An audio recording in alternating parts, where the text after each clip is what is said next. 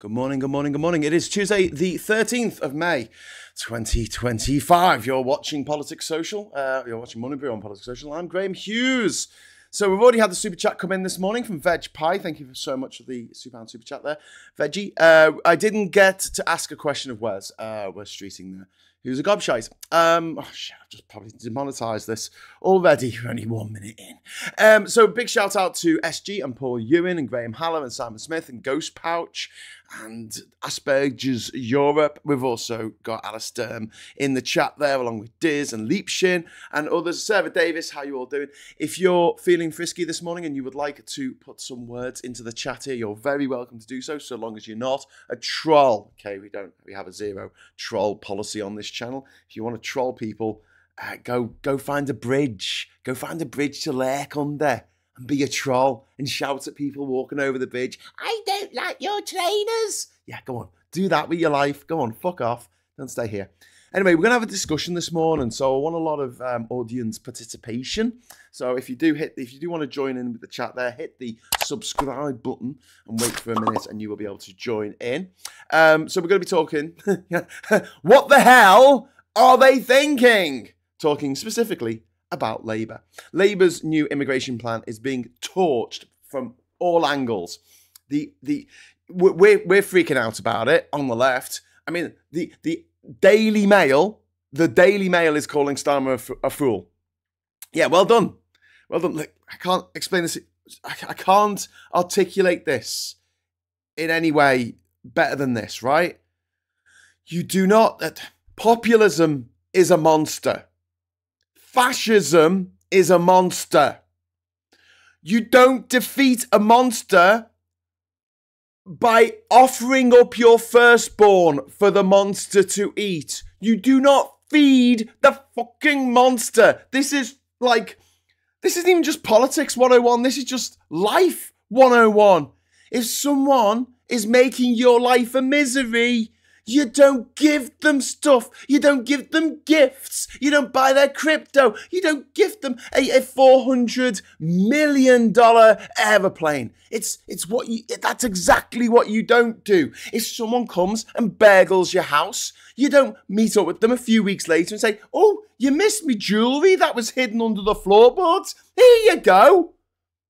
When someone robs a bank, you don't give them the bank money that they didn't get because they couldn't fit it into their massive sack. Oh, I'm sorry your sack wasn't big enough to steal all the money from the bank, so here's a bit more. Don't go robbing those banks now, eh? Hey, don't be robbing banks.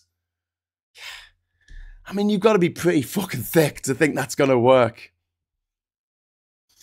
So, into the chat straight away. Alan Jackson. I don't like your trainers, says Alan Jackson. Well, I don't like your trainers either. I love your trainers because you gave me a super chat and I'm easily bought. Thank you very much, Alan. That's really good. Alan says, so miffed with my phone. Had to ask, it has to update this morning. Messed up the settings. Too smart for its own good. Well, I couldn't get onto a website, so I had to delete all my cookies. And now it's taking me longer to log in for everything because I had to re-log into everything. It's a bloody nightmare. Is there something in the water in Westminster where people turn into monsters on arrival? Absolute madness, says Nick and Dick. I don't know. But let's just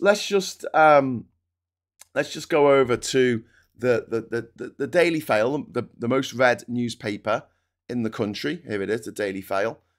Just to show you exactly what I'm talking about. This is why you do not placate monsters. He says, waiting for the image to turn up. Which it doesn't, because the internet hates me this morning. I guess. Why? Where is it? Where is it? Oh, do you know what it was? It's because it's set to a different. Because I'd already zoomed in on it. Anyway, so yes, immigration crackdown. Starmer ridiculed. Over plan with no cap on numbers, recycle policies, and which goes against everything he's ever believed in. This is coming from the Daily Fail, which obviously has a picture of royals on the front because it has to every single day. And then we've got Labour's taking us all for fools. Not even in inverted commas. They're not even quoting someone there. They're just saying it. So did that work? Did it work? Did it work, Keir? Did it? Did it work, Yvette? Did it? No. Didn't work. Gary Arnold saying Starmer scares me now. Yeah, he appears really... I mean, he's always seemed a little bit detached, like a little bit uncanny valley. But now he seems to have gone full, like, I don't need to listen to anyone. I don't need to take in any information other than what I already know, which is always a dangerous way of thinking. A lot of people on the right, they discovered everything they needed to know by the age of 13. And then they left school and they didn't bother learning anything afterwards, because what they knew and what they believed at the age of 13 is what they've carried with them for the rest of their lives. Thank God that I don't believe in, but, you know, thank goodness that I am not the kid I was when I was 13 still. I would have hated me. I would be a little gobshite, and I certainly wouldn't be running a left-wing politics channel trying to spread the word about, I don't know, compassion and goodness, being nice to people. Had some good news yesterday with my PIP, says Sarah Davis. Yeah, you sent me a message on Facebook, so thank you very much for the super chat, and I'm really glad that came through for you. But we still need to keep fighting for everyone else who's currently freaking out because Labour's like, oh, well, maybe we'll get rid of PIP for people. And maybe we won't tell them how much we're going to take away. We'll just cause a bunch of unnecessary, undue, and undeserved stress for people. See, that's the thing with stress. The only people who are stressed are the people on the edge. You know, the people who are actually worried about the world, the people who are actually worried about what's happening to them and their families. The people who don't care about anything, the people with no empathy, they don't get any stress. Do you think Donald Trump is stressed? Nah. He wakes up each morning, it's like fucking 51st dates. He can't remember anything that happened the day before. He's fine. It's a tabula rasa every single day for that motherfucker. Sorry for swearing. I'm just in a really bad mood. Colin, I wonder what Phil's take is on this. He and Graham often cancel out each other. My view is a puzzlement about why Starmer would appeal to a demographic that will never vote for Labour. Well, I think I don't want to put words in Phil's mouth, and we will discuss this obviously on Friday on the agenda. But I would assume that there is some polling data which shows that native Labour voters in cities are turning towards refuck. But this is difficult. You need to really drill down into this, because how many of those people are actually native Labour voters and how many people just vote Labour because they don't want the Tories or because they live in a big city and they know that the Tories don't stand the chance of getting in? I don't know.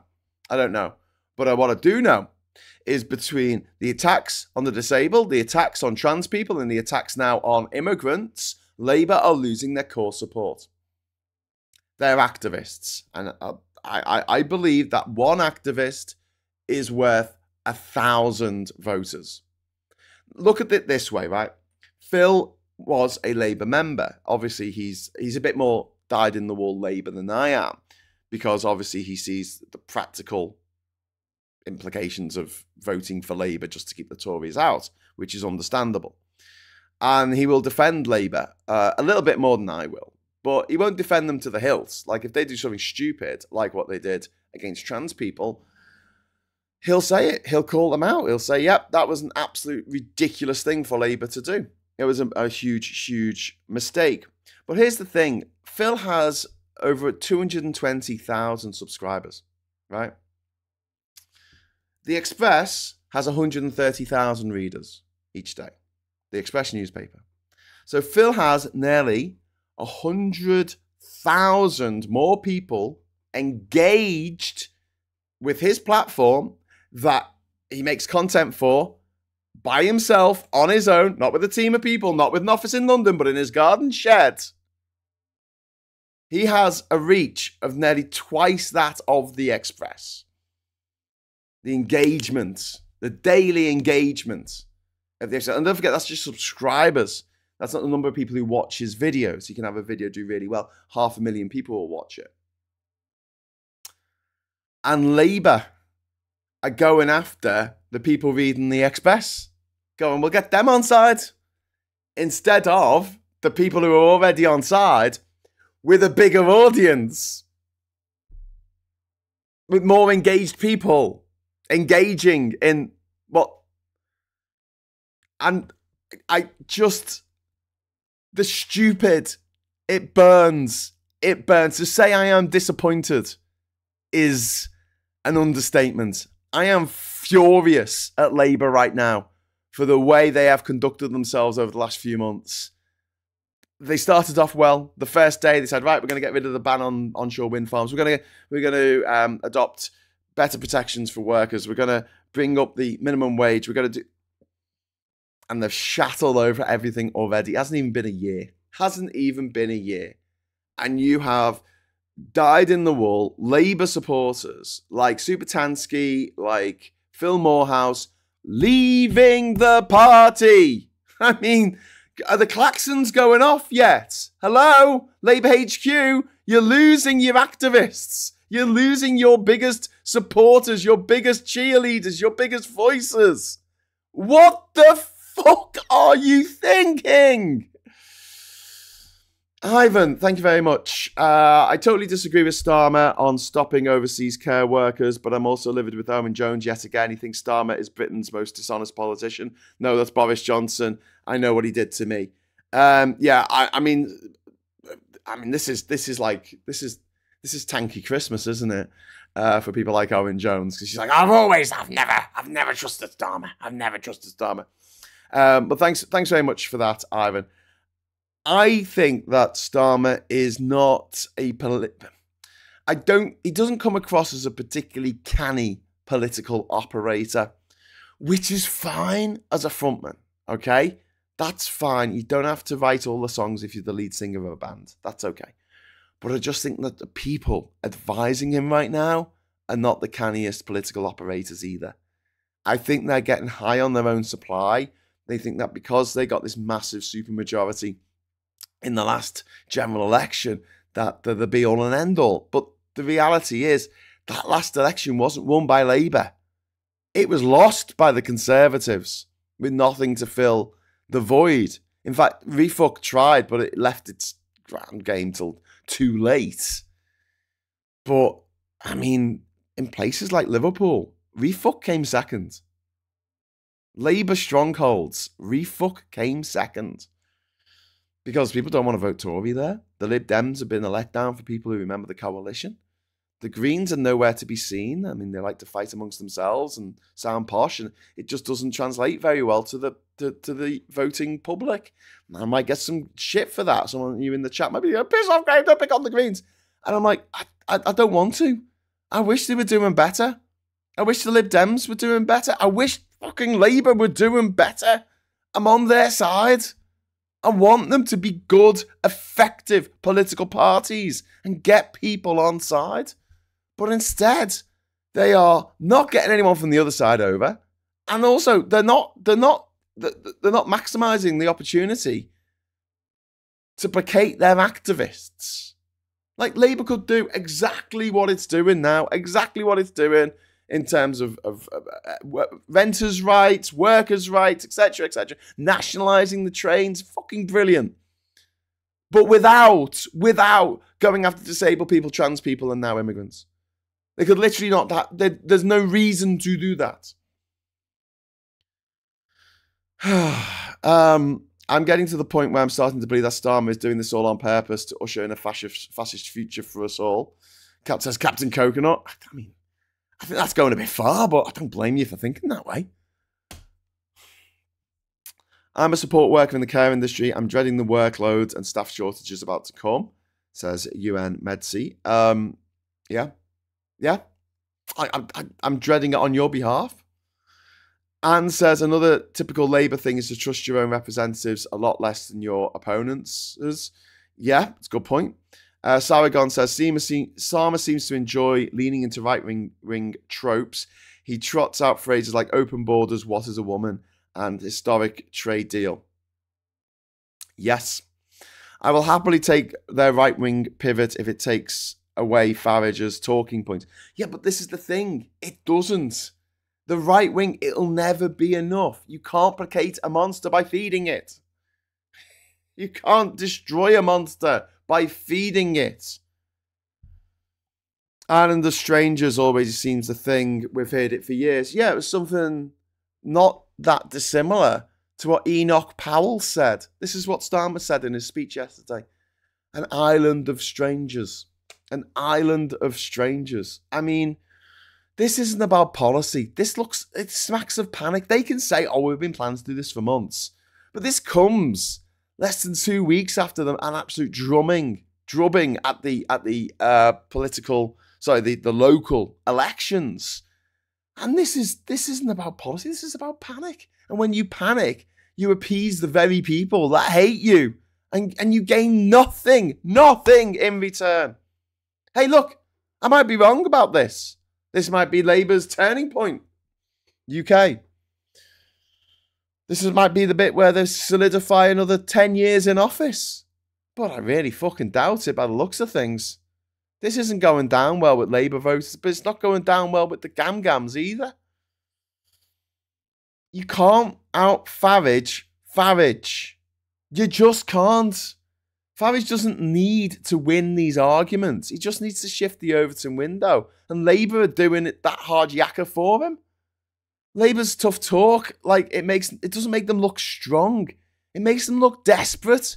It makes them look weak and indecisive. Saying one thing when you're trying to get elected and then doing something else in office doesn't make you look decisive. It makes you look the absolute opposite of decisive. Clearly.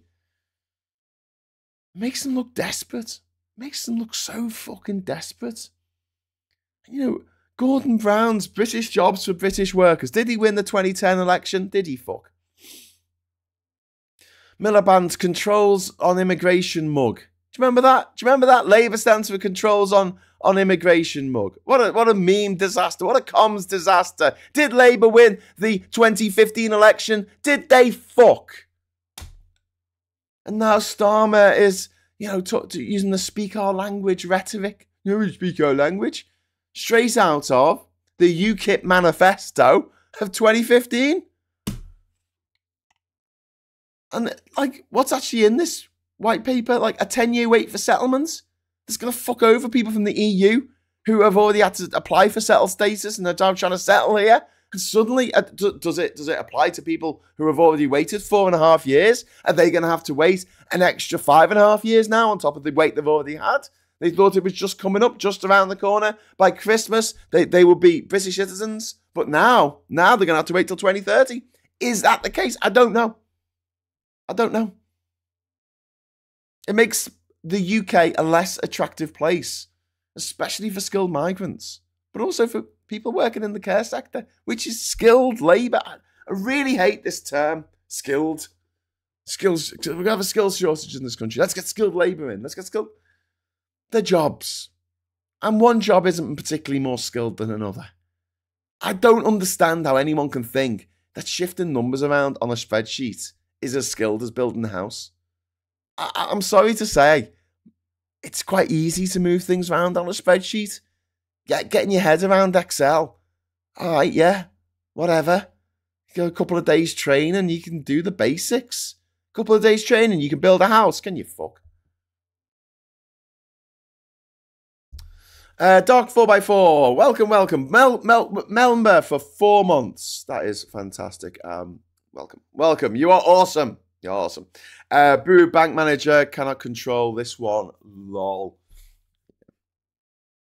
Well, Starmer's looking more and more like Roger Irrelevant meets John Major. And I think he's going to face what John Major faced in 1997 if he doesn't. We were talking about this. We've been talking about this for weeks about Labour's need to change course. But the concept, the overriding idea that they got from this election drubbing that they got a couple of weeks ago was we need to be more like refuck. No, you need to offer the alternative to refuck. Oh, we need to be more like the Tories. What, you mean the party that lost even more councillors than you did? The party that went down to 121 MPs in the last election? You need to be more like them. No, you need to be the opposition to them. You need to give people an alternative to refuck, to the Conservatives. That's what you need to do. Don't give them an alternative. People won't vote for you. They won't. You just end up abandoning your own base and not attracting any voters from the other side. Because what's the point of voting for Tory light when you can vote for the Tories? What's the point of voting for refuck light when you can vote for refuck? It makes no sense. It makes no sense at all. Imagine it's a football match and one team decides to just start kicking balls into its own fucking goal. And you're like, what are you doing? You're supposed to be playing a match. You're supposed to be against each other. Nah, well, they've got a good point. That goals should go into our goal. The ball should go into our goal as much as possible if you think about it. And maybe if we put enough balls in our own net, then we'll get more supporters. Because some supporters of the other team, they might just rip up their season tickets and come and join our team as fans instead. Have you any idea how mad that sounds? I think you do, because you just heard me say it. That's fucking insane. That is like straitjacket, padded cell fucking levels of insane. That is just, it's too much. I can't imagine them sitting there around the table going, we need to kick more balls into our own fucking net. Oh yeah, that's a great idea. Can we have just everyone around the cabinet table, can we all just stand up and give a round of applause? Joanna, depends what you're doing in Excel, lol. I had to rewrite all the financial calculations for the software product I was working on in 1994 to verify every piece of maths, lol. Not so easy. Yeah, well, I know there's complex things that you can do with Excel. In the same way there's complex things you can do with a computer, but just for every day, some adding things together, dividing stuff, timesing them. Do you need a physics PhD to be able to do that? Do you? Catherine can't hear this. I know she can't. But yes, it's just, it maddens me the way that people rank hard work, real jobs, as opposed to any other job. And the thing is, for the people who enjoy their jobs, for the people who just get on with it and are competent at it, it doesn't seem that hard to them. But something like this, what I'm doing now, I understand that some people will find this their worst fucking nightmare. Having to wake up every morning, look at the bloody news. So you always see a picture of Farage and Trump and it's like waking up and having to look into a bucket of vomit every fucking morning. And then decide what you're going to talk about, make a thumbnail or run out of time making the thumbnail. So you're a bit late getting started and you never get the thumbnail up till after the show's finished. I need to stop doing that. But, there's things going on. But I understand. I completely understand that people would find this tough. And I'm not going to sit here and go, oh, it's fucking easy. This is fucking easy. I don't find it that difficult. I don't find it that stressful. But I completely understand that other people would.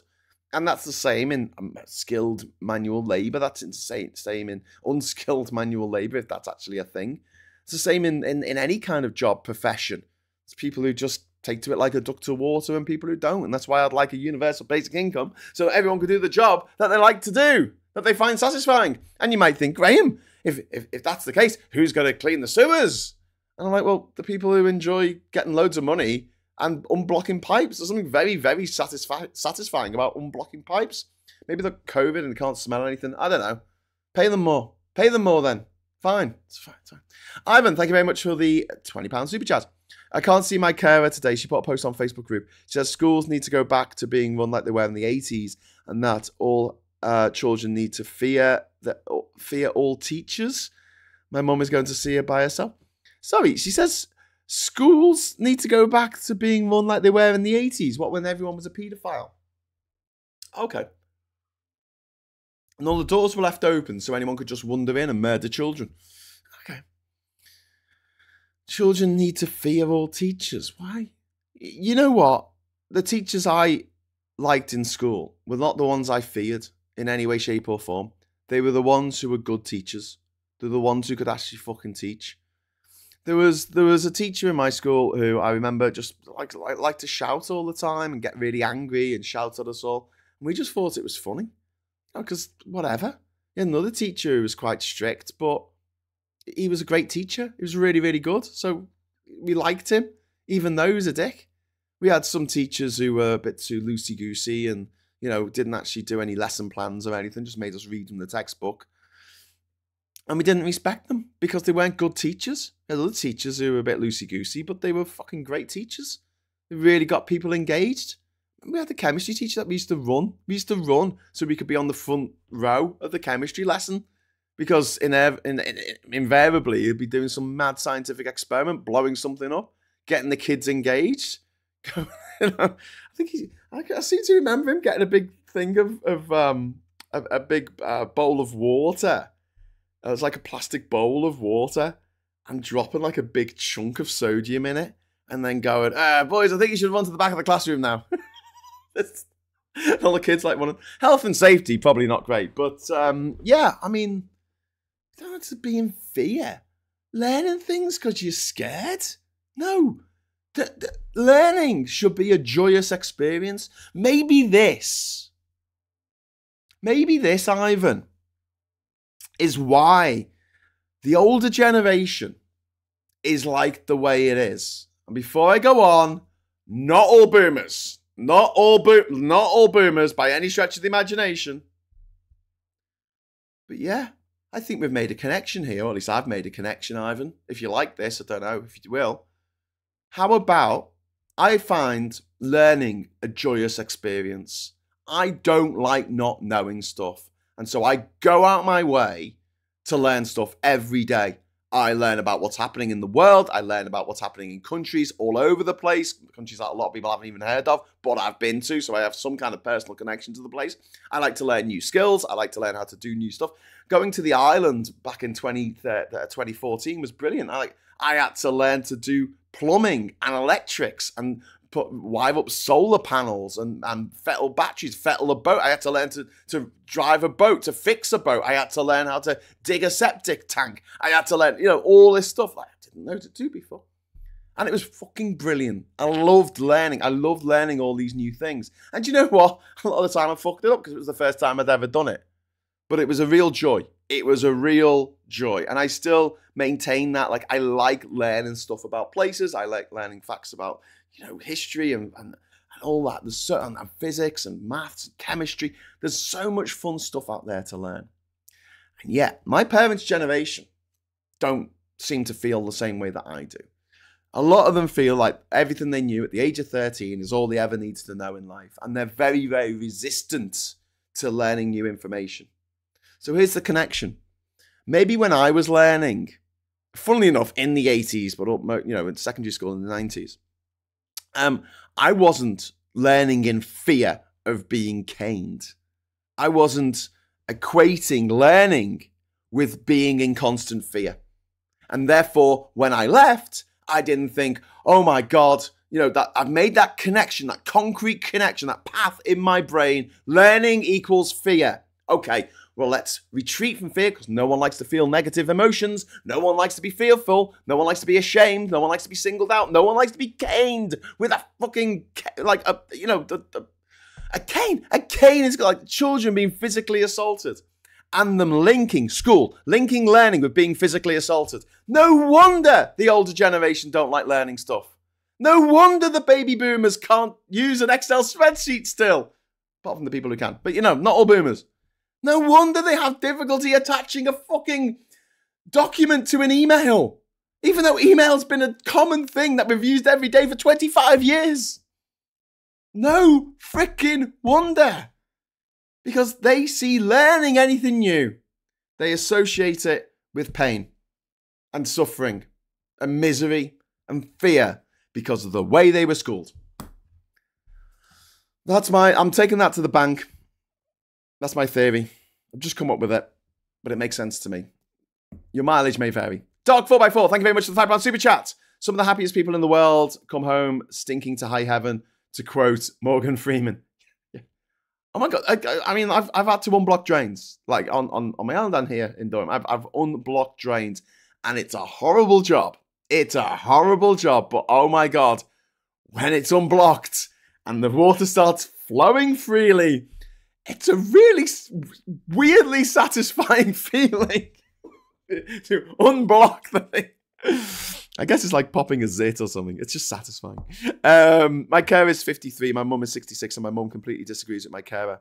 See, it isn't really to do with age. I know. That's why I said. That's why I said at the start. Not all boomers. And yeah, there'll be some Gen X people who think, because some of the older Gen X were caned as well in school, and they might feel the same way. Might be a connection. Might not be. Whatever. Butterfly Wings. Graham, you learning all these things makes you a great teacher. Oh, I don't know about that. I think I'll be a terrible teacher. I'll come in and be like, hello, my name's Mr. Hughes. You can call me Mr. Hughes. I'll do horrible things. I'll be horrible as a teacher. I'll have like a list of embarrassing things that the kids have done in me drawer. And I'll be like, Jenkins, stand on your chair. All right. Pull out my drawer. Right, Jenkins. Is it true? And there'll be like blackmail, the Monty Python sketch. I'll be like, if you want me to stop reading this report about you in front of all your school friends, then you're gonna shut up and be good for the rest of the lesson. Yeah, I'll be terrible as a teacher. Are you talking about the feelings that you got from a Labour government? Yeah, I mean, so far, they've not been showering themselves in glory. English tests for dependents, not the people working here, but for the kids. This is punitive, bureaucratic, exclusionary. Like, what the hell? I mean, then you've got the ending the care worker visas. What? There's no backup plan. They're saying, oh, we'll keep the carers here who are already here. It's just like, it just seems like wishful thinking. The entire care sector is currently on life support. There's over 100,000 vacancies. Like, they're crying out for more people to work in care. And it's not like they're going to need it's not like we're going to need fewer people in future to work in care. We're going to need more, if anything. And there's no cap on net migration. And the Mail noticed this, you know, that the people that Labour are trying to win back don't care, right? They just don't. And if anyone listened to James O'Brien's call-in show yesterday, he made a good point. Like, what do you do once you get rid of all the immigrants? Right? There's zero net migration. Zero. We get it down to zero. Will the people who wake up in the middle of the night in a cold fucking sweat because there's people in this country who don't look what I do, right? Do you think they're going to be placated? No, because they're going to go out and they're going to walk down the street and they're going to see black faces, they're going to see brown faces, they're going to see people who are clearly not from their country. Heritage-wise. They may be born in the country. They may be third-generation Brits. They might be seventh-generation Brits for all they know. But they'll be like, oh no, the melanin difference, yeah. And what are they going to do? They're going to say, right, we need to start deporting people who are already here. We need to start deporting UK citizens, because that's who they'll turn on next. You cannot placate these people. You don't defeat a monster by feeding it. That nothing will ever be enough for them. The toxic, nostalgic bullshit they have in their head is they want to go back to some Enid Blyton vision of 1950s Britain with everyone singing the theme from the fucking Archers and prancing through their beautiful village with not a black face to be seen. We're living in a world where a particularly unsuccessful actor, but he did go to Harrow, so they did give him television roles, called Loser Fox, complained about, he freaked out on social media about the fact that there was an advert for a supermarket that featured a black family. In the 2020s, that happened. A white, posh, privately educated actor freaking out and complaining on social media that Sainsbury's had a black family on their advert and saying, I'm never going to go into Sainsbury's again. What the fuck are Labour going to do to placate racist cockwombles like that? Hey? Shit gibbons like Loser Fox, sad little lonely wankers who sit at home on Father's Day burning pride flags because they can't see their kids, because their kids fucking hate them. Everyone they've ever known hates them, and they're alone. They don't have any community except other people, other weird loners who have pushed everyone in their life away. Not because, you know, they suffer from anxiety or because they suffer from any kind of mental health problem, but just literally they are the worst gobshites in the world, and people eventually notice. Rosie 2911, thank you. Hi Graham, thank you. Thanks for giving us a space to vent about the car crash that is the Labour government. Can it get any worse? Unfortunately, yes. Maybe the you know, in the scapegoat comes from like this old Hebrew tradition that dates back to the Bible, where you would put all your sins onto a goat and then cast it out into the desert. Maybe that's what they're trying to do with Starmer. They're gonna put all this stuff on him.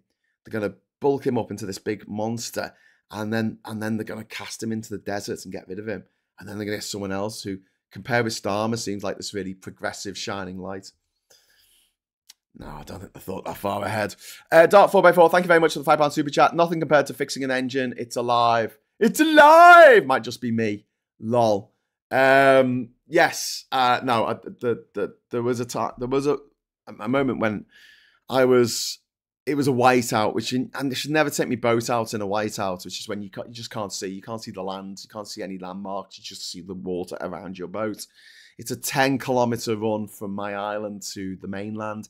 Or to the main island, and I was going to pick up my parents, who had just flown in, and yeah, everything that could go wrong went wrong. I couldn't use my phone because it was pissing down with rain and it was getting wet, and obviously the touchscreen doesn't work when it's getting wet, so I couldn't see the map. I couldn't see which way I was going. I needed to use the compass on my map to make on my phone to make sure I was going north. The engine got some plastic stuck on it because I had a plastic tarp over my bags, and that blew off. It hit the engine, so I had to pull the engine out the water, which is dead heavy. 80 bloody horsepower engine, pull it out the water. The boat's doing this, and then, you know, I take the cowl off and take all the plastic off. It's wrapped around the fucking, you know, around the thing at the bottom. And I put it back, turn the key on the boat, nothing. I'm just bobbing up and down in the water. I get the oar out. I'm just like this on one side of the boat. I'm just doing circles, man. I'm just doing circles, and my phone ran out of battery. I'm just doing circles in the water going, shit! Anyway, so didn't have my walkie-talkie with me because I'd left it behind for some stupid reason.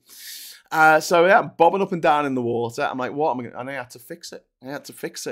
And the problem was that I pulled the battery out from underneath the thing where the transept. I'm forgetting the names of everything. The transom, not the transept. That's in a church. The transom, underneath the transom, pulled out the battery. And I saw that one of the connectors to the battery had like snapped off. I'm like, okay, right. So I've got to connect this to the battery, and I've got to turn the key at the same time to get the motor to start. But unfortunately, the battery was wired up to the motor at the back of the boat, and the key was at the front of the boat. So I had to do this thing, like the boat's bobbing around like this, and I pull the battery as far out as it can go, and I've got hold of the cable, and I'm like reaching out with the cable, and with my other arm I'm onto I've got the key to turn it on. I'm trying to take the key, and like in a storm, pissing down with rain. I've got like a poncho on, I'm bouncing around in the water, which is like this, and like I tried. And eventually, massive spark. I thought, oh, bloody hell, I've blown up the bloody battery here.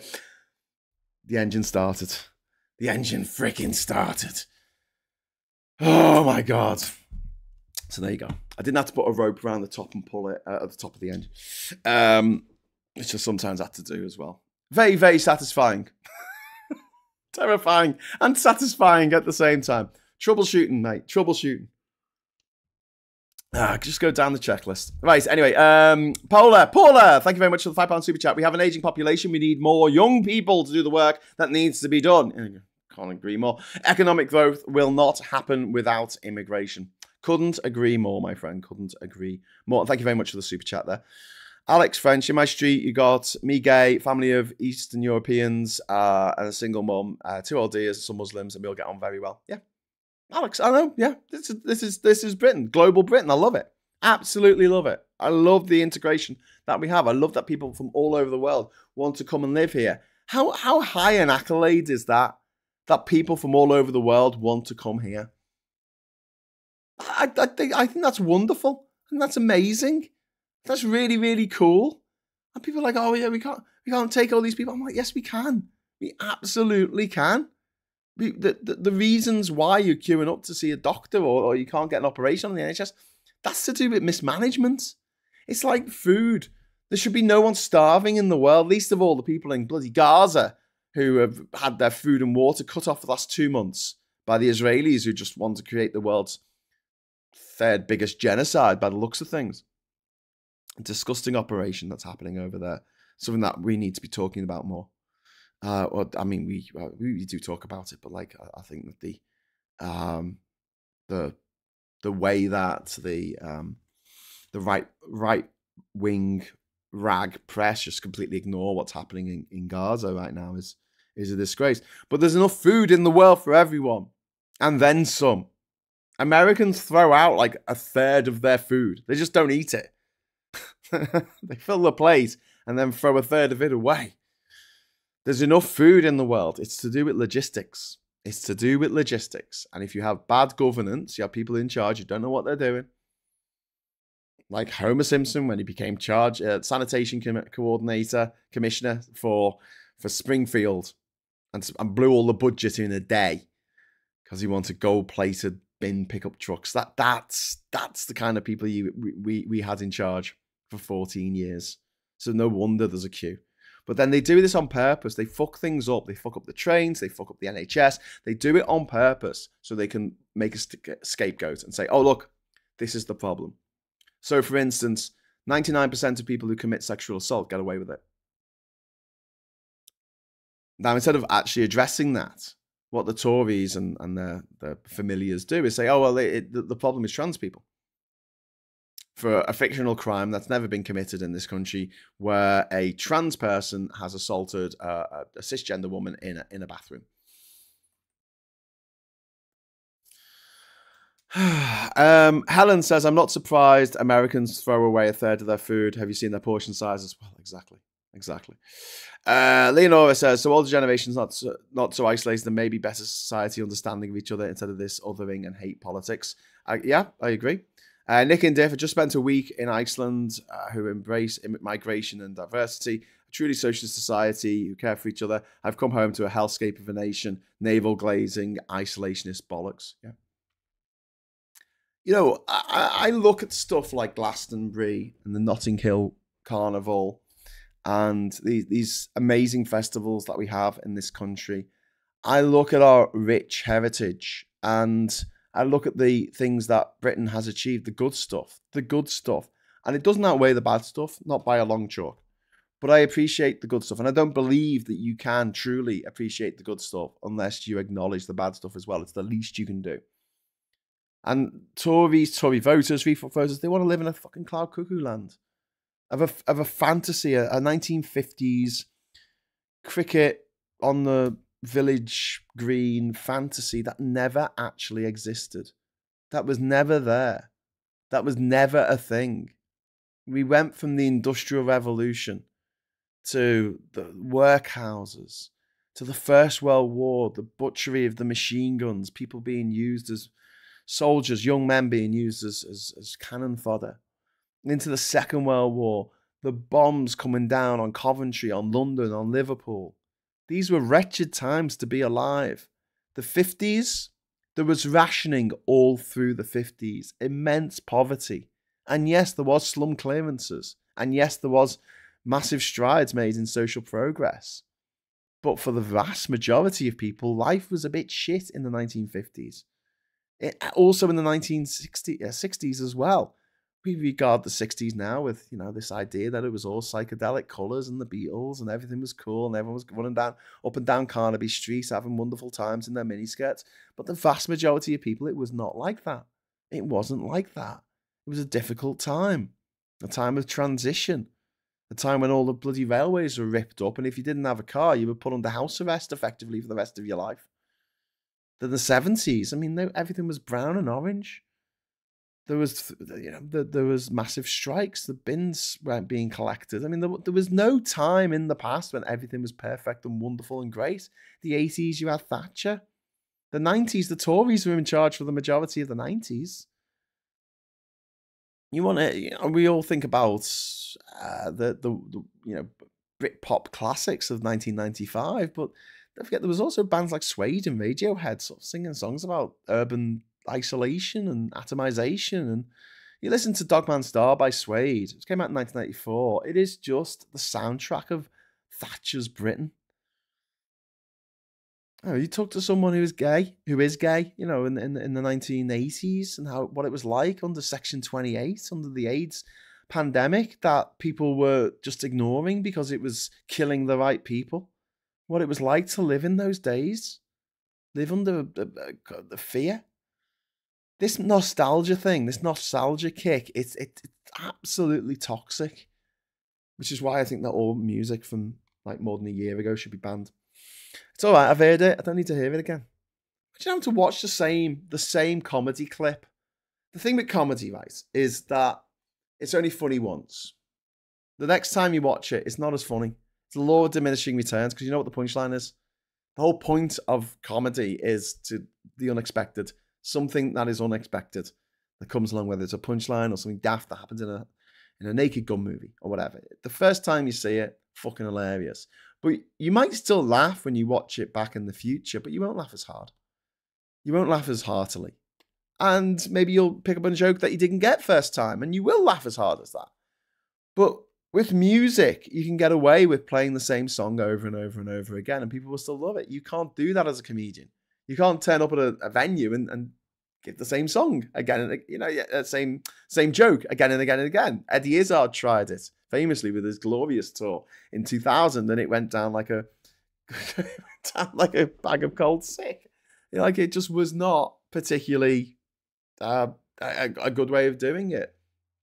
And so, but for me, having to hear the same song again and again and again and again for like 35 years, which if you think about Summer of 69 or Living on a Prayer by Bon Jovi, you've probably heard those songs hundreds of thousands of times.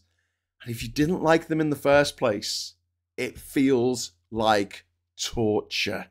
I mean, even if you like these songs, surely there's a point where you're like, so I've heard this one. It's like going into a supermarket near Christmas and you're like, so I've heard this one. It's all right, I've heard this one. Because they stopped doing Christmas songs in 1994. Ooh, Ori! Look at this blue... Blah, blah, blah. We just had a mega chat come in from Ori. Thank you so much. 50 quid. That is so kind of you. Thank you, thank you, thank you. That's really kind of you. When I was in school, we had lots of foreign students from all over the world. I remember thinking how cool it was to hear about where they came from. Never thought that they should be turfed out of the country. I don't get those who think like that. Ori, thank you. That is so generous. That is so kind of you. That's amazing. Thank you so much for the super chat. And you're absolutely right. Like, I meet someone who has a strong accent, say, or maybe, clearly they're from another country. And I want to ask them where they're from, because I've been there and I want to have a chat with them about that place. I think they will get a kick out of the fact that I've been to Iran, I've been to Cote d'Ivoire, I've been to Comoros, because I guarantee that most people they meet in this country will not have been to those places. So to meet someone and go, oh yeah, I've been there, it was great. I went there and I went to there, and I had a really good time, and the food was amazing. People who are enthusiastic about your country, that's a kick for people. Like, people it makes them happy. But now I feel scared to say to people where you're from, because I don't want to make them feel concerned about me being a racist and saying something horrible, telling them they need to go back where they came from and all that crap. And so those conversations aren't happening. When there was that famous case of the aid to the Queen, Camilla, right? Where there was she kept asking, where are you from? where are you really? Was it Camilla or was it the old queen? Was it Elizabeth? I can't remember. It was one of their handmaidens, whatever they're called. It was a Handmaid's Tale, and she kept going. She said, "Where are you from?" She went, I don't know, Warsaw or something. Walsall, and no, where you? I'm from Birmingham. No, and she kept asking again and again and again. No, but where are you really from? And like, the first question is fine. If I say to someone where you from and they say Newcastle, I'll leave it at that. I don't go where you really from. Where's your heritage? That's not. But because of people like that, because of racists, because of the way that immigrants into this country have been made to feel over the last 14, 15 years, I feel bad asking. That. And that's not good, is it? That's not good. Anyway, we point about music, having the same fucking song again and again. I hate it. Even songs I like, I've heard them a million times already. I don't need to hear them again. It's fine. You don't need to play them to me. Play me new songs that I've never heard of. That introduce me to some new music. Please do that. That's what I want. I want to go into the supermarket and hear a song. Fucking hell, that's good. And get what was the thing called? Kazam. Get Kazam out and press the button and it says, "Oh, this is the new track by whoever." Oh, great. I'll go and listen to that when I get home. That's what I would like. But no, we still have to listen to shite from 35 fucking years ago. When I was at primary school in the 60s, there was just one black kid of each sex. We didn't think anything of it at the time, said Veg Pie. Colin, what about songs where a band never played them the same way they were before? Listen to live versions of Chicago's 25 or 6 to 4. Terry Kath's guitar solo is different every time. That's kind of cool. If you go and pay money to go and see a band, of course they're going to play the greatest hits. Of course they're going to do that. What I'm saying is, like, I don't need to hear that song again if I'm in the supermarket, if I'm out shopping. Just turn the radio on. I mistakenly said the new 10 rule would apply to spouse dependent visa. It does not, after reading what white paper, but the far right reach from the white paper by Starmer is depressing. It absolutely did.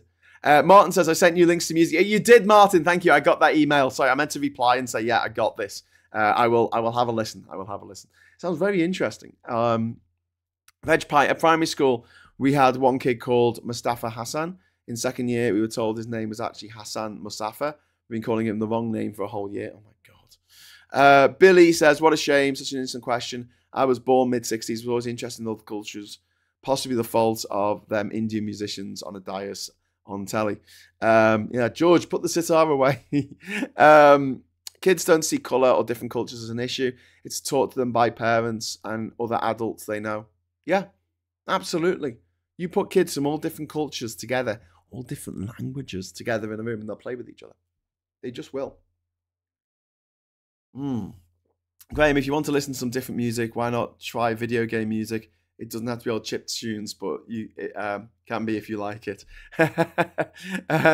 Video game music. I've still got the tune from Monkey Island has lives rent free in my head. Only one colour person in Walsingham School in Durham in my 6 years. Lol. Land of Confusion by Genesis, my favourite 80s Thatcher song. Do you know what though? If it's a song, if it's like a classic that you haven't heard for fucking ages, and then you hear it again, it is a delight. It's like, this was a banger back in the day. The problem is, it's the ones that you get just too much. They're just on every compilation album. They're on Radio 2 every time you turn it on. Yeah. Anyway, let's not talk about toxic nostalgia too much. We're supposed to be talking about Labour shooting themselves in the dick.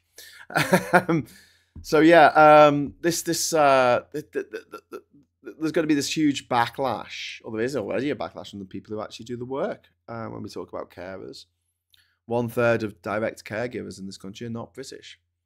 Unison says overseas workers have stopped the system from falling over. This is Unison, a union that is set up to protect workers. If they thought it was a problem with people coming from other countries and taking our jobs, they would be the first to complain about it. It's one of the reasons why dickhead Trump had some dickhead from some dickhead union from America on the stage with him, and he was announcing his tariffs, all of which he's since rolled back.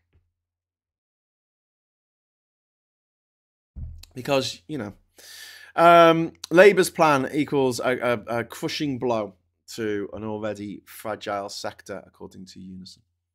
I don't see that they're wrong at all. Ivan, thank you very much for the £5 super chat, mate. It's very kind of you. My carer also said we live in a Snowflake Society. Again, I completely disagree with her. Snowflake Society. Yeah, according to her, mate, I'm a snowflake. The guy who walked into Afghanistan with nothing but, you know, his backpack and his cheeky scouse charm. Yeah, I'm a snowflake, mate. But the thing is with snowflakes is this. You put on enough snowflakes together, you get yourself an avalanche, and they're unfucking stoppable. Snowflakes are so sneering, isn't it? Oh, the snowflake generation. Oh, they're all so offended by stuff.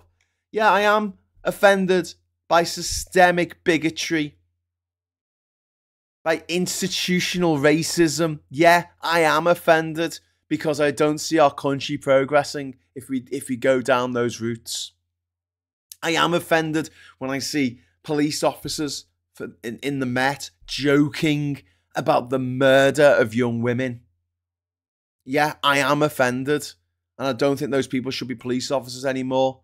Because back in my day, you know, let's have a little bit of, you know, nostalgia of our own. Back in my day, if you got caught doing something wrong, that was a bad thing. Let's go back to those days, eh?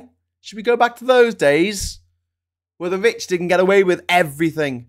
You think P. Diddy's going to go down for these crimes that he's committed over the course of 20 years? Is he fuck? I mean, he will be found guilty by the looks of things. But it's a federal charge, mate. For sex offences. Does anyone know a sex offender who might be, I don't know, in the White House right now, who, I don't know, might have the power to pardon anyone of any crime at any time? A president who's already said, hey, you can give me loads of money on crypto. You give me a fucking private jet worth $400 million. Give me anything you want. I'm open to bribery. Do you think P. Diddy's going to serve out his full sentence? Is he fuck? They're going to waste all this time and money, all this trauma, putting him through the court, and then he's going to give Trump a fucking massive bung, $100 million. Here you go, matey. Bob's your uncle. And Trump's going to fucking pardon him. That's the way it's going to go. Mark my words. Mark my words. 13th of May, 2025. Oh, Graham said that would happen. Pygmalion, you know, those sex offenders, those nonces, those paedophiles, they've got to stick together, right? Pygmalion, thank you very much for the £5 super chat. Labour's plan means higher taxation, rise in pension age, and cuts to public services. Yeah. It's austerity 2.0. Absolutely. Absolutely freaking redonkulous. Hospitality and pubs, right? So we talk about care, the care sector. That's over 100,000 jobs. There's at least 84,000 vacancies in hospitality and in pubs. Restrictions are going to worsen that. They've already been damaged over the years by pub closures anyway, because pubs are, you know, local pubs are closing down, and the only pubs you're getting are in the city centre. And this is a crushing blow to an already fragile sector. Why are they doing this? You know, the higher national insurance costs are already hitting businesses, and this adds more pain, and it pisses me off. I don't mind businesses having to pay a bit more national insurance. I do think that the big businesses have to do this, but at the same time, can we tax the big businesses properly? Why is Starbucks operating in this country and not paying any tax? Here's how they do it, right? So every year, this is a very, very simplified version, but just so you kind of get your head around what the kind of shit that Starbucks gets up to. Starbucks will make, say, £1 billion worth of profit in this country through selling its disgusting coffee, right? So then it's like, oh shit, we're going to have to pay half of this in tax. So there's £500 million that needs to go to the exchequer in tax, corporation tax, and other taxes that they need to pay. So what they do is to say, no, we've got a bill here for £1,000,000,001 for the right to use the Starbucks logo. You know, the picture of the mermaid with her legs spread apart for some reason. Her fins, her tail, her fish tails. She's got 2 fish tails like legs spread. She's sitting there with her fishy legs spread. I don't know why they picked that as their corporate logo, but they just did. Anyway, Starbucks, they say, oh, sorry, we have to pay Starbucks in America, which is a slightly different company, £1,000,000,001 in order to use their logo on all of our cups and all of our shitty coffee chains everywhere. And the government goes, okay then, so what's your profit for this year? And they say it's -£1. And they go, okay, there's no tax on that. Thank you, cheerio. Labour want to clamp down on stuff. Clamp down on shit like that, mate. Clamp down on shit like that. From 1984 until the fall of the News of the World newspaper in 2011, right? So all those years, and I don't know what's happened afterwards, but I know that in those years, when Murdoch owned the News of the World, he owned the Sun, he's, you know, gobshite. No corporation tax. They didn't pay a penny in corporation tax. So if you're going to go after small businesses, make them pay more, the least you can do is go after the big boys. But for some reason, they don't. Can we not have a British coffee firm doing exactly what Starbucks is doing? If Starbucks was not a feature on the high street or in our shopping centres, in our train stations, if it just stopped being a thing in this country, do you think that would be a massive problem? No. A British coffee firm like, I don't know, Costa will take it over. Although Costa's owned by Coca-Cola now, so that's a bad example. All right, Graham, says Kevin M. Stop showing off. Graham Branson, not everyone's got an island. 5 minutes behind your live feed. Thanks, mate. Yeah. I won't have an island very soon. I'm hoping to get rid of it and then spend the money on setting up the impressive foundation and actually giving left-wing voices some fucking money for a change, keeping us going. Because at the moment, no one's prepared to do that. No one's prepared to put money into the left-wing because there's no ROI on it. Left-wing commentators get fuck all. Right-wing commentators get everything handed to them on a plate. They just say they're working for some mysteriously funded think tank. They're on TV every other week. You get 100 quid for appearing on TV. 100 quid. Do you think these gobshites working for the, what they call the Institute of Economic Affairs and Civitas and Taxpayers Alliance, the ones that are on Question Time every other week, do you reckon they're just getting the 100 quid and they're living off that? Oh, they fucking bollocks. They're getting $500,000 a year from their think tanks to do the shit they do. We aren't. Not that I'm going to get that much from my island, but I hopefully I'll be able to give a handful of us enough money to just live without the constant stress of waking up every morning in a blind panic going, I don't know if I can do this. Cafe Nero says, Paul Ewan. Yeah, they're British as well, I think. Never liked Starbucks, to be honest. Always tried to find an indie coffee shop. But I live in the city, so it's easier. Yeah. And then we've got the universities. I haven't mentioned this yet. I talked about this yesterday. Like, universities rely on international students to subsidise the British students because the tuition fees haven't gone up in years. Every British student a university takes on for certain courses, they make a loss, and they subsidise that loss by making the international students pay more. And now the government want to cap the numbers of international students, something the Tories had already done a few years ago. They want to cap it even more. And then you've got construction and engineering. I mean, even Labour admit that the domestic pipeline of skilled workers is inadequate for building all the houses. They want to build 1.5 million houses, but they don't want anyone to come and do it. I mean, this is we need immigration and training investment, not just restrictions. I mean, this is a moral and political own goal. Integration is fine. People do integrate, but you know what? If there are communities of people where they live amongst their own community, that's fine as well. because that's just the way it goes in life. You know, the Tories tend to cluster together. That's why the home counties exist. Gobshites tend to cluster together. That's why Kent exists. So you know, dickheads cluster together. That's why Norfolk exists. Sorry, I'm just slagging up. Bigots cluster together. That's why Lincolnshire exists. Sorry, I'm just slagging up places in the UK. Not all people from Kent and Norfolk and Lincolnshire are wrong'uns. I'm just saying there are several clusters of wrong'uns in those places. And that's fine. And that's happened for years. That's happened for centuries. Working class people then tended to work in working class neighborhoods.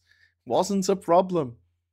Was there people walking around in the Victorian era complaining that the working class don't integrate themselves enough with the landed gentry? Were they having these, opulent Bridgerton parties, these debutante balls, and they were going, we're the fucking working class, eh? They just don't want to integrate. That's their problem. Why would you? Why would anyone think that needed to be a thing that had to happen? Absolute madness. This is, prove yourself worthy of Britain. It's just colonial bollocks. They proved themselves worthy of Britain by wanting to come here rather than the 194 other countries around the world that they could have chosen to go to. They've chosen us. Maybe we're not worthy. Like Wayne's World when they meet Alice Cooper. Maybe we're not worthy. Maybe we're not the worthy ones. Every single immigrant that comes to the country is a net benefit to our economy. End of. That's just a statistical fact. And this is not an opinion. To quote James O'Brien, this is not opinion, this is just counting. Every native-born British person is a drain on our resources. Hashtag just saying. Education's expensive. You get free education in this country. If you're born here, you get free education. Fan-fucking-tastic. You don't have to pay thousands and thousands and thousands of pounds each year for that education. I mean, some people do to get their kids to the posh private school, but the vast majority just get that for free. And many who go to those posh private schools get massive fucking subsidies, bursaries, which are kind of funded by the taxpayer, don't you know? In all of the charity loopholes that these See You Next Tuesday farms enjoy. So yeah, that's free. Your medical treatment is free. And a lot of people don't earn enough in their lifetime to pay off those debts. They just don't. And then no new refugee protections in this act on this white paper. The priority of deportation. So any immigrant who commits any crime is going to get deported, which seems mad. What if you get caught speeding and you're a brain surgeon? We're going to deport you? Are you fucking crazy? What? Why would you do that? I can see if it's a violent crime, absolutely. Fair enough. That would happen to me if I was in someone else's country as a migrant and I committed a crime. I would expect to be deported back to the UK. I would expect that. But if I got caught speeding, no, I wouldn't expect to be deported back to the UK.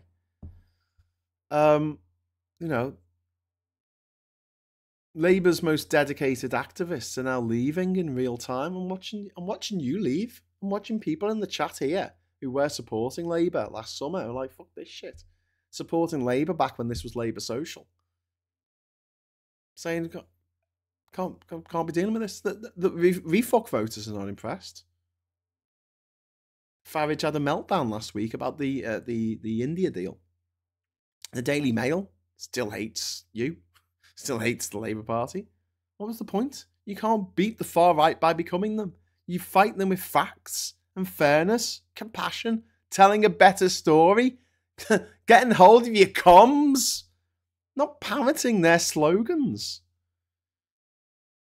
And, this is the thing, if you knocked on doors for Labour, how are you feeling now? Are you feeling like really good and buoyed by what they're doing? I don't think there's any Labour activist who's feeling particularly good right now.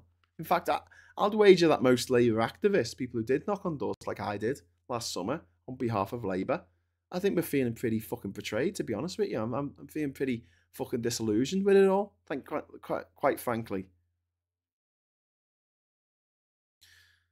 And yeah, it's a painful thing to have to admit. You know, we thought we were going to get something so much better than the Tories, and we are getting Tory light, which is just fucking painful. Which is just absolutely painful. So yeah, I'm just gonna have a look at the chat, and then I'm gonna go on to the papers for proper. So I've woken up with a really sore throat. I don't know if you can hear in my voice, but it's killing me. Leonor says ScotRail will use Elon Musk's satellite technology to supply passenger Wi-Fi on trains for the first time during a 6-month trial. Oh, good job that tunnels aren't a thing. Joanna, I thought they were called beer tokens. They were when I was at uni. Beer tokens. That's what we used to call pound coins at the Jacaranda, when you used to be able to buy a bottle for £1. You used to be able to buy a bottle of beer for £1. Not that long ago. Not that long ago, before I went travelling.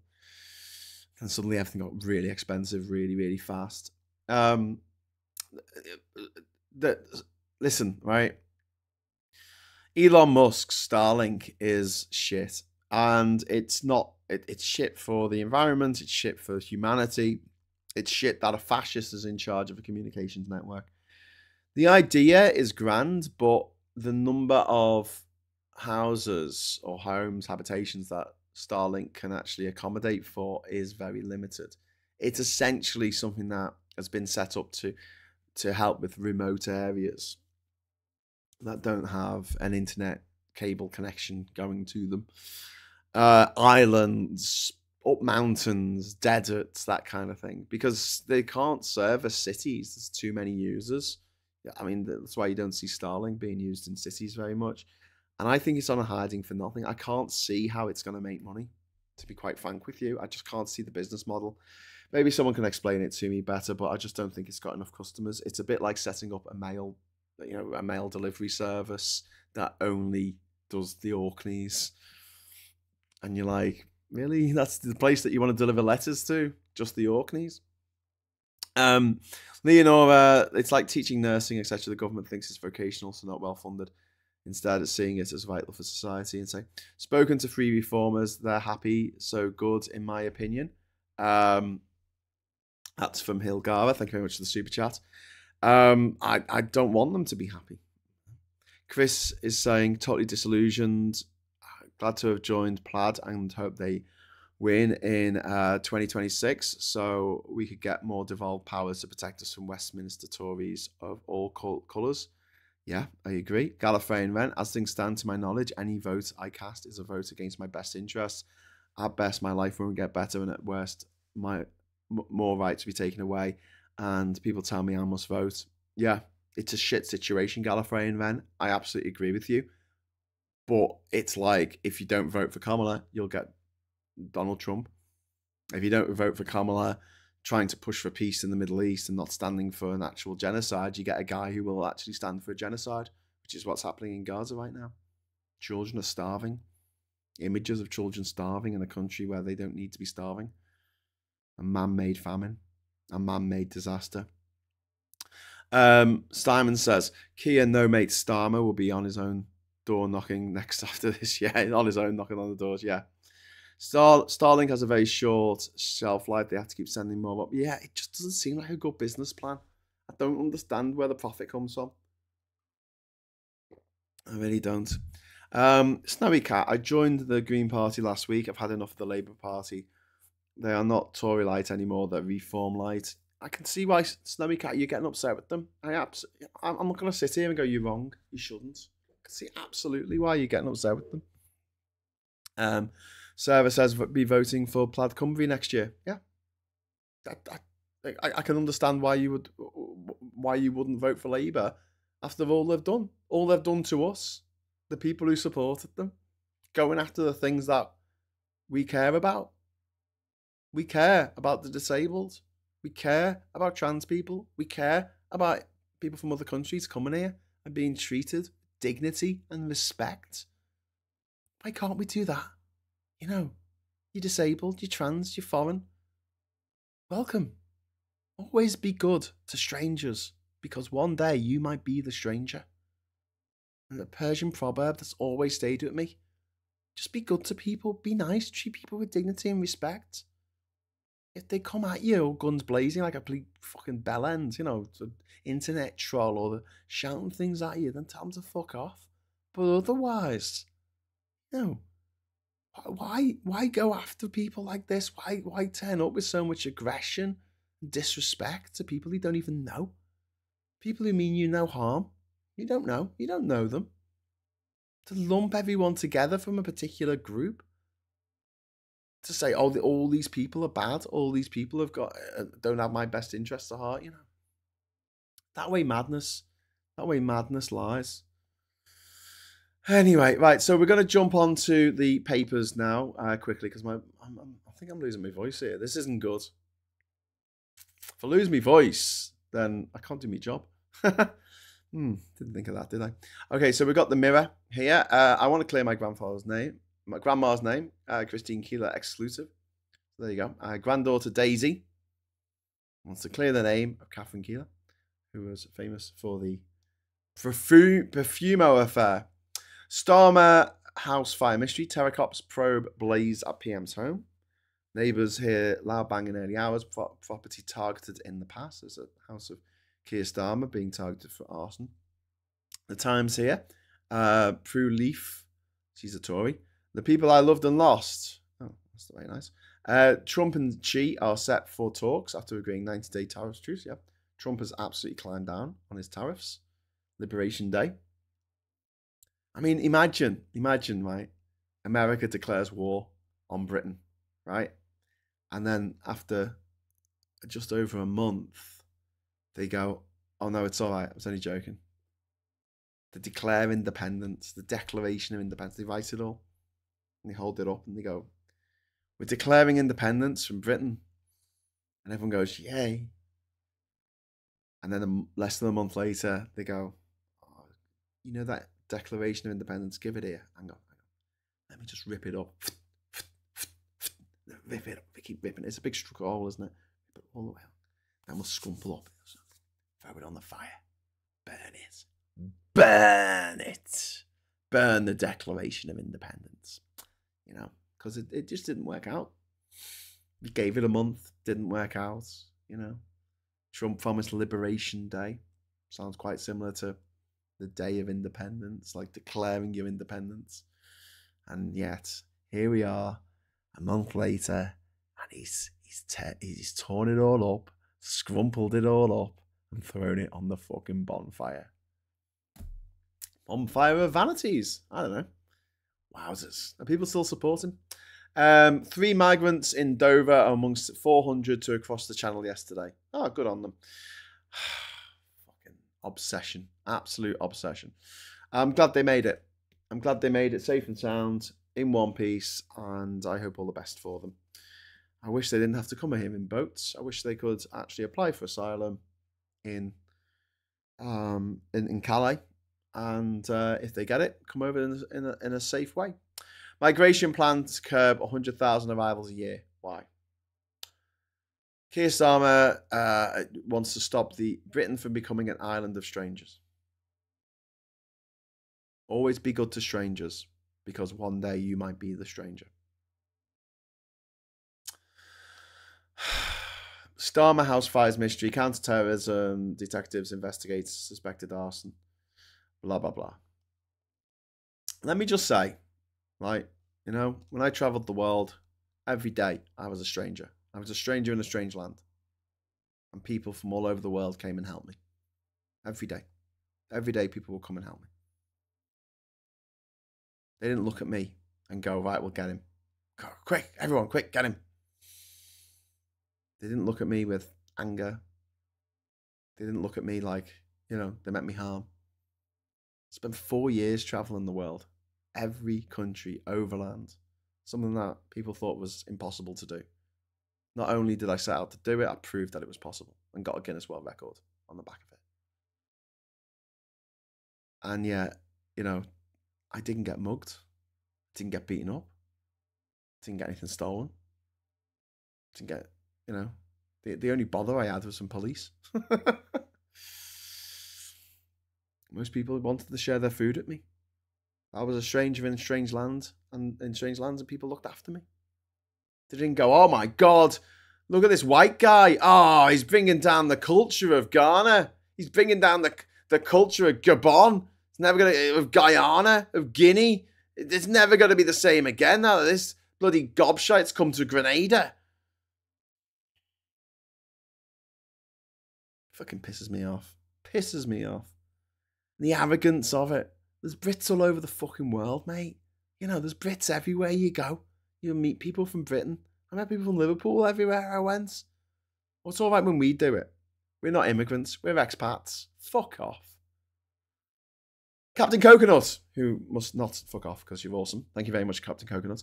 Idea, don't destroy the boats and the crossings. Flat pack them and distribute them to flood risk areas to be stored. A positive from a negative. Yeah, sounds like a good plan. Alistair says, Leonora's Starlink for trains, as some places has not phone signal. Ahead, they are boosting signal at tunnels, but I agree it shouldn't be Musk's system. There's communication lines that run along all of the train lines in the country. Like there are because there have to be for the signals to work. And so we have two internets in this country. We have the civil internet, which is what we all use, but then there's the rail network internet. And that they run along the side of all the train tracks in the country.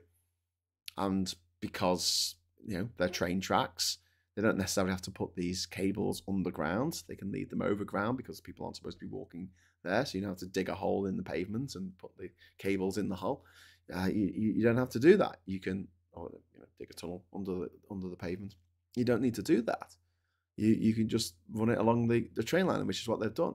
But they don't tap into it. They could tap into that line, a communications line, and have repeater stations all the way down the train tracks. I don't know why they don't do this. If someone knows more about signals and communications of the railways in this country, tell me why they don't do it. Because it seems to me, if you're going to roll out fibre around the country, rolling out a fibre cable alongside a railway line seems a lot easier when you can just literally put it on posts a foot off the ground rather than have to dig it underground. Like, why can't that just be a thing? They just have a line that goes alongside the railways which are closed at night. There's no trains running on them. They can do maintenance every single night on trains. I don't understand. Someone can explain to me why that's not a thing with a repeater station on every single telegraph pole alongside the train. You know, the trains have the electricity going along it. Okay, well, at the side would have a line going along, and that's your internet line, and have repeater stations all the way along. Why isn't that a thing? I don't know. I don't know why that's not a thing on the trains. They give people super fast internet all the way along the train line. The technology is there. I don't understand. Someone can explain that to me. Please explain it to me. I don't do it. They don't do it because costs and money required. Workers they don't yet employ. Yeah, but they've got the lines anyway. They've got communications lines, bespoke communication lines. The train station at Fort William doesn't use the internet to run its fucking signals coming in and out. It's got its own bespoke internet that is just for the train system in this country. It already exists. Just a case of tapping into it. Alistair says, Graham, yeah, but it could not, but it might be an older system, not have the capacity. I don't know. Yeah. I don't know, Alistair. I don't know. I'm honestly saying, like, I would like someone to explain it to me. There might be a reasonable reason, but I just haven't heard of it. Gallifrey man, all this talk of trains, I fancy playing with my virtual train set. Take care, peeps and peepettes, and do something kind today. Oh, that's really lovely of you, Gallifrey man. And yeah, looking around with trains is always fun. Okay, so here's the Express with the royals, because they've got to have the family from 42. There's got to be a picture of them. Advert for eBay there for some reason. We've heard it all before, but now it's time to deliver. Deliver. Oh my God. They did it. They said it. They said the word. that we see every bloody day, don't we? On the stupid show that is the Parliament. Well, every week at PMQs, we get it. Deliver! Oh, that doesn't come up very well, does it? Shit. Can't see it. I need to put some shading on that. I need to redo that and put some shading on it. Remind me to deliver. Deliver. Oh my God. Pen's run out of ink. Need to use a different pen. Okay, there we go. Right. Make a note of that. We've heard it all before, but now it's time to deliver. Keir Starmer, there. Looking like he's holding the box that I'm in. That's kind of weird. Hi. Take back control of our borders thanks to Get Tough rhetoric. Said Keir, but we've heard it all before. So that worked. I'm lying. It didn't work. We've got bananas in peril. Climate crisis threat to Britain's favourite fruit. Yeah, this is probably to do with the Panama blight. All bananas that we eat are clones of each other. Clones of the Cavendish banana. The banana, which was created by the gardener who worked for the chaplain of Alton Towers, who worked for Lord Cavendish or something. Someone look it up. In the 1850s, created this strain of bananas. And because the Big Mike bananas all got wiped out by a blight in the 1960s, they got replaced with the Cavendish banana. And now all bananas around the world are clones of each other. So there's no genetic variety. And so something that affects one will affect them all. Anyway, The Guardian here. Kazuo Ishiguro here, who is the writer of Never Let Me Go. He's being interviewed. I have aspirations for my stories to become fairy tales or myths. PM accused of echoing far-right rhetoric in immigration speech. Starmer's Island of Strangers remark triggers backlash over crackdown on migrant visas. So I should tell you now, one of the scripts I'm working on is called Be the Stranger. It's about travel. And this has made me want to double down on that. Calling this an island of strangers has made me want to double down on making a film, making a comedy, heartwarming travel film that is going to make you want to travel the world, called Be the Stranger. Anyway, moving on. Atwood tells of fear over dogma and censorship. Margaret Atwood said yesterday she could not remember another point in her lifetime when words themselves are felt under such threat. This will be spun by the transphobes to say, oh, she's talking about, you can't say anything about trans people. You absolutely can say horrible things to trans people, and now it seems to be legalised. So I think the transphobes should do us all a favour and stop fucking whining. And once they stop whining, just shut up altogether, I guess. Hamas frees the last living American hostage there. Hamas have freed the last living in a unilateral move that Trump described as a good faith step. Really, really disturbing what's happening in Gaza right now and what Israel is being allowed to get away with. I've already shown you the cover of the Daily Mail, but note that it had to have pictures of the royals on there because obsession. Nudity police go to war on Carton's red carpet. All right, mate. And then low traffic neighborhoods, the fight back starts here. So what the Express wants, what the monsters who write for the Express want is more children to die in traffic accidents caused by people razzing through suburban streets at 40 miles an hour.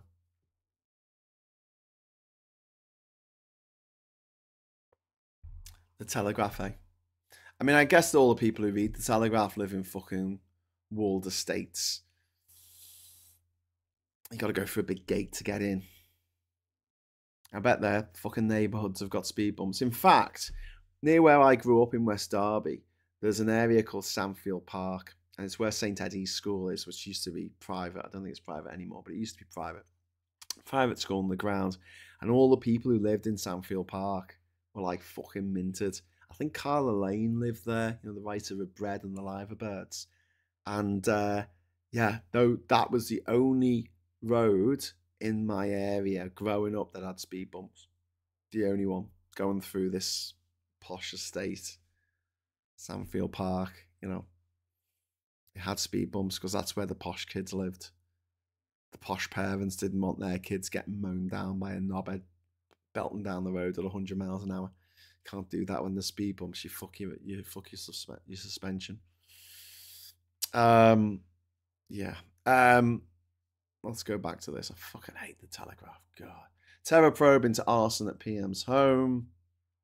Trump toys at late entrance to Ukraine-Russia peace talks. So that's going to help. Migrant crackdown will only cut number to pre-Brexit levels. Yay. Great. So let's have the great reset. We'll go back to how it was before Brexit made everything better. Before Brexit sorted everything else out. Because, now there's no problems. Anyway, so here's the eye. Grenade in the room. Care homes warn of closure over Home Office migrant visa ban. Which is exactly what we were talking about this morning. Care home sector in despair as Starmer orders it to stop recruiting from abroad. Fucking crazy. Some news for a change on the front cover of the Star. Kia house ablaze. Terror cops in PM fire probe. It's not about the weather, and in fact, I think because they're so surprised that they've put news on the front cover, they put them on twice for some reason. Thanks very much to George for the super chat. Britain is a foreign country and nation. Yeah. 50 years for Putin's minions. They called themselves minions. One more reason to hate minions. 6 members of aspiring paid to plot the kidnap, murder, and smearing of Vladimir Putin's enemies in the UK have been jailed for a total of 50 years. Not long enough. A total, by the way. That's for all of them. They all got about 9 or 10 years each. China and US called truce in trade war with deals to slash punishing tariffs. Levies cut for 90 days. Stocks and dollar rally. Gold prices retreat. Show of mutual respect. So Trump backed down because it was a terrible idea from the start, which anyone with half a brain could see. Richard Grumpy Git. There's been an arrest over the Starmer House arsons attacks. Expect lots of two-tier policing comments. Tiresome times. Yeah, there is two-tier policing. They treat people of colour worse than they treat white people. Breaking news. Gerald Depardieu is given an 18-month suspended sentence after being found guilty of sexual assault for 2 women. Thanks for the update there, Simon Smith. That's pathetic. That is absolutely pathetic. He ruined the lives of 2 women and he gets, 18 months? Yeah. Man. And what's his name? Novak Djokovic has split with Andy Murray. I didn't know they were alright. Learn something every day. The nearest I've seen the Telegraph coming to admitting that their beloved Brexit effed up. Yeah, well, they're going to go back to pre-Brexit levels. Brexit was sold as a way of getting rid of all the immigrants, to reducing immigration. We can't reduce immigration. Why not? Because we're members of the EU and we have a free area where people can roam around freely and stay wherever they want. And while that's the case, we can't control immigration. This was a lie. We could always control immigration in this country. We could always put caps on immigration from specific countries within the EU. It's just that the Labour government under Tony Blair chose not to do that. The Gordon Brown government chose not to do that. The Cameron government chose not to do that. We could also deport anyone we wanted who wasn't working, who was from another country in Europe but didn't have gainful full-time employment. We could deport them. We didn't. Other countries in Europe deported people all the time, but we didn't. We chose not to because we play this fucking shit game. And here's the shit game. What we do is we create the environment for people to come here, and then we complain about people coming here. We don't put caps on numbers. We allow as many people as want to come here, and then we complain about it. We literally shoot ourselves in the dick and then complain about, oh my God, someone shot me in the dick. But here's the thing. Immigration's good. And this is one of the things, I quite like Stephen Flynn. I know he pisses some people off, but like him actually making an impassioned argument in defense of migration during the last election campaign, the general election, I thought was brilliant. The one party that was actually saying, hey, listen, immigration's a good thing. We need more immigration. We have a declining population. We have an aging population. We need people to come from other countries. And we should be delighted that people want to come here. We should be honoured that people want to come here. Not angry at them. Not pissed off. How dare they come over here and enjoy all the things that I enjoy. When you're used to privilege, equality feels like oppression. And this idea that we can't do better as a nation because of insert scapegoat here has to be called out. And it's Labour's job, above everything else, to call it out, I feel. But it's not doing that job. And it is spectacularly failing at that job. Do you know who's not failing at that job? You. You're calling it out. You're watching these shows. You're watching other people on these channels, Super Tansky and Aid and Phil and Femi and all of our friends. And you're learning the arguments because you want to learn to know what to say when people come out with this bullshit. You want to be able to be armed with the correct responses to say, actually, that's bollocks. Or even better, use the Socratic method, just keep asking questions. Just keep asking questions. Why do you feel that way? What benefit has Brexit been? What have you enjoyed? What were the best questions that James O'Brien ever asked on his show? Was just asking people who were mad Brexiteers, which law are you looking forward to getting rid of? Which EU law are you looking forward to getting rid of? No one could answer that question. Just ask questions. Don't go at them all guns blazing, calling them a knobhead, coming up with insults. Just ask them questions. But the trick is knowing which questions to ask. So I hope that we help with that. And you certainly help me because I read these comments. I read these chats. And sometimes I fuck things up. Sometimes I get things wrong. Sometimes you help me come to a conclusion or make me think of something in a different way that I've never thought of before. So thank you. Genuinely, thank you. Thank you for being a good person. Thank you for being empathetic. Thank you for caring about this country and caring about the world and caring about each other. And most of all, thank you for your super chats because they keep this channel going. I couldn't do without you. Literally could not do this channel without you. So you're a very, very important part of it. And that's why I like doing the live shows. That's why I like actually having your comments coming up in real time. It's why I don't do too many pre-records these days because I don't get to have that two-way conversation, which I enjoy. And I assume you watching this enjoy that as well because you keep watching even when I've gone 40 minutes over time. So I'm going to get off now. It's shitloads of stuff to do. A lot of video editing to do today. Nothing worse than when it's really sunny outside and you're stuck in doing video editing. You're like, I want to be having a picnic in the park or something. So I'm going to leave it at that. Thank you so much for watching. I'll be back at 7:30 tonight with Geoscope with Ollie Bowler Hatman. We'll be talking about what's going down in the world, the feud between the Dutertes and the Marcoses of the Philippines. We'll be talking about the horrific humanitarian situation in Gaza right now and why the world seems to be turning a blind eye to it and what countries are actually pointing this out and the other countries that are just doing nothing about it. Not even putting the least amount of pressure onto Israel to just fucking stop. We were talking about Trump's trip to the Middle East that's going on today. And please join us for that. If you can't or you don't want to, I'll be back at 9 o'clock tomorrow with another morning brew. Before then, I'd just like to ask one little favour before you go, and that's just to hit the like button. Please hit the like button. Because if you don't, then these no one gets to watch these things. No one gets to watch these things. So thanks for watching, and until next time, I'll say hello, good evening, welcome, and goodbye.